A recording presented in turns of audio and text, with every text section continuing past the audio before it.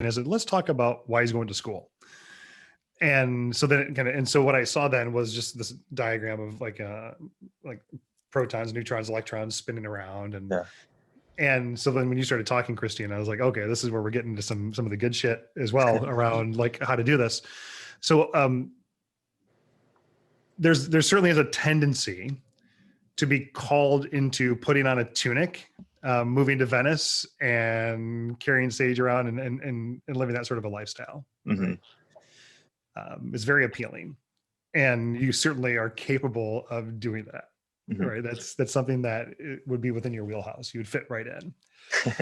But what are you going to school for? What's your doctorate in? Yeah, it's positive organizational psychology, which is a mouthful, and I'm happy to explain if that's helpful. Well, let me walk through this with you first, and then we can fill it in perhaps. A friend and a teacher of mine, Dr. Carlos Warter, who I have a feeling that you'll meet someday, said that you still need a passport to travel in the land of fools.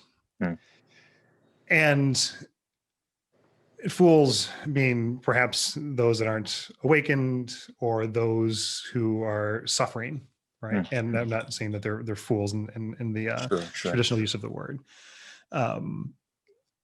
And so going through this process of receiving your doctorate gives you the passport to be able to operate under this doctorate while reaching in to these folks that you're working with energetically and polishing the stone and putting it back and lighting them up. So it adds human credibility to the work that you feel called to do, because you have the doctor and the degrees and the certifications and the training, and the psychological background as well, to be able to really connect with and understand. So it establishes a baseline credibility with you and your boyish good looks, where you can then begin to operate on an energetic level, right? It's like, okay, fine. Yes, we're going to blah, blah, blah, blah, blah. But underneath, you're already channeling stuff and shoving love towards this person, right? So there's that grind aspect of it, but that's going to open up a lot of doors for you in the work that you really want to do and are being called to do. Does that make sense? Yeah, absolutely. Is it helpful? Yeah, Is it not what you wanted to hear? No, it's just it's what I need to hear. The PhD has been way in the back of my brain and just like a big anvil just sitting there. And I constantly ask myself, am I actually going to complete this? Is this something I'm actually want to do, try to do, really put my energy and effort into?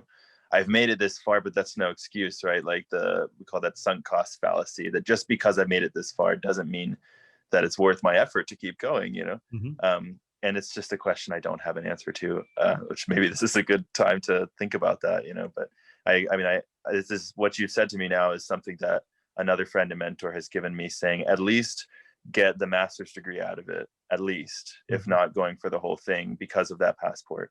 Legitimize yourself in the eyes of people who are not totally on board with, the rest of the field I'm trying to get into.